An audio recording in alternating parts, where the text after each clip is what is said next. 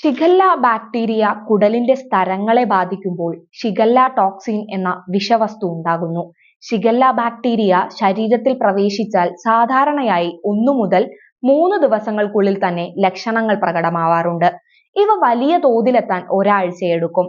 രക്തവും കഫവും കലർന്ന മലമാണ് ഷിഗല്ല മൂലമുണ്ടാകുന്ന വയറിളക്കമുള്ളവരിൽ സാധാരണയായി കാണാറുള്ളത്. വയറുവേദന, ഓക്കാനമോ ഛർദിയോ, പൂർണ്ണമായും വയറൊഴിഞ്ഞു പോവാത്ത പോലെയുള്ള തോന്നൽ തുടങ്ങി ഷിഗല്ല ബാധിച്ചവരിൽ ചില ന്യൂറോളജിക്കൽ തകരാറുകളും കാണാറുണ്ട്. അപസ്മാരമാണ് ഇതിൽ പ്രധാനപ്പെട്ട സങ്കീർണത. കുട്ടികളിൽ ഇത് മരണത്തിനുള്ള സാധ്യത കൂട്ടും. മനുഷ്യരിൽ നിന്ന് മനുഷ്യരിലേക്കാണ് ഷിഗല്ല ബാക്ടീരിയ പകരുന്നത്. ഷിഗല്ല ബാധിച്ച ലക്ഷണങ്ങൾ ഉള്ള വ്യക്തിയിൽ നിന്നും ഷിഗല്ല ബാധിതനായ ലക്ഷണങ്ങൾ ഇല്ലാത്ത വ്യക്തിയിൽ നിന്നും മലിനമാക്കപ്പെട്ട പാൽ, മുട്ട, മത്സ്യം, മാംസങ്ങൾ തുടങ്ങിയവയിൽ നിന്നും ഷിഗല്ല ബാധയുണ്ടാകും. ശീതീകരിച്ചു വെച്ച ഇത്തരം ഭക്ഷ്യവസ്തുക്കളിൽ ഷിഗല്ല ബാക്ടീരിയ കൂടുതൽ കാലം ജീവിക്കാൻ സാധ്യതയുണ്ട്. സാധാരണ വയറിളക്ക രോഗങ്ങളെ പോലെ രോഗബാധിതന്റെ വിസർജ്യം ഭക്ഷണത്തിലൂടെയോ കുടിവെള്ളത്തിലൂടെയോ മറ്റൊരു വ്യക്തിയുടെ ഉള്ളിലേക്ക് കടക്കുമ്പോൾ ബാക്ടീരിയ ബാധയുണ്ടാകുന്നു.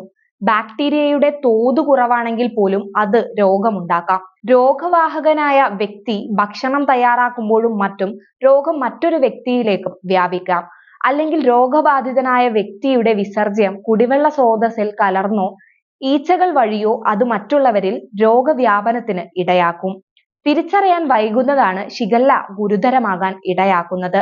അതിനാൽ തന്നെ ആശുപത്രിയിൽ എത്തുമ്പോഴേക്കും രോഗം ഗുരുതരമായിട്ടുണ്ടാകും. നിർജ്ജലീകരണം സംഭവിക്കുമ്പോൾ ശരീരത്തിന് ആവശ്യമായ ജലാംശവും ലവണങ്ങളും വേണ്ടത്ര ലഭിക്കാതാകുന്നു. ഇതോടെ രോഗിക്ക് തളർച്ച ബാധിക്കുന്നു. ഇതോടൊപ്പം രക്തസമ്മർദ്ദം താഴ്ന്നു പോവുകയും ഇത് മരണത്തിലേക്ക് നയിക്കുകയും ചെയ്യുന്നു. മലപരിശോധനയിലൂടെയാണ് രോഗനിർണയം നടത്തുന്നത്. വയറിളക്ക രോഗമുള്ളവർ ഭക്ഷണം തയ്യാറാക്കൽ പോലുള്ള ജോലികളിൽ നിന്ന് വിട്ടുനിൽക്കുക. മലമൂത്ര വിസർജനത്തിന് ശേഷം കൈകൾ സോപ്പും വെള്ളവും ഉപയോഗിച്ച് നന്നായി വൃത്തിയാക്കുക. നഖങ്ങൾ വൃത്തിയായി വെട്ടിയൊതുക്കുക. നഖംകടി ഒഴിവാക്കുക. കുടിക്കാനും ഭക്ഷണം തയ്യാറാക്കാനും തിളപ്പിച്ചാറ്റിയത് മാത്രം ഉപയോഗിക്കുക.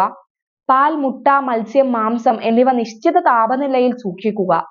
സുരക്ഷിതമാണെന്ന് ഉറപ്പുണ്ടെങ്കിൽ മാത്രം അവ ഉപയോഗിക്കുക. നമ്മുടെ പരിസരം വൃത്തിയാക്കി സൂക്ഷിക്കുക. കുടിവെള്ള സ്രോതസ്സുകൾ മലിനമാകാതെ സൂക്ഷിക്കണം. മലിനമായ ജലാശയങ്ങളിലെ കുളി, നീന്തൽ എന്നിവ ഒഴിവാക്കുക. പൊതുപരിപാടികൾക്കും മറ്റുമായി ഭക്ഷണം തയ്യാറാക്കുമ്പോൾ ആവശ്യമായ സുരക്ഷാ മുൻകരുതലുകൾ സ്വീകരിക്കുക. നിലവിൽ ഷിഗല്ലയെ പ്രതിരോധിക്കാൻ ഫലപ്രദമായ വാക്സിനുകൾ ലഭ്യമല്ല എന്നതും പേടിപ്പെടുത്തുന്നതാണ്. മലപ്പുറം ജില്ലയിൽ 141 പേർക്ക് ഭക്ഷ്യവിഷബാധയുണ്ടായതിനെ തുടർന്ന് ആരോഗ്യവകുപ്പ് നടത്തിയ പരിശോധനയിൽ പള്ളിക്കലിൽ 4 വിദ്യാർത്ഥികൾക്ക് ഷിഗല്ല സ്ഥിരീകരിച്ചു. സ്കൂൾ കിണറ്റിലെ വെള്ളത്തിൽ കോളിഫോം ബാക്ടീരിയയുടെ ഉയർന്ന അളവിലുള്ള സാന്നിധ്യവും കണ്ടെത്തി. മഞ്ചേരി മെഡിക്കൽ കോളേജ് ആശുപത്രി ലാബിൽ പരിശോധനാ റിപ്പോർട്ടിലാണ് ഷിഗല്ല സ്ഥിരീകരണം.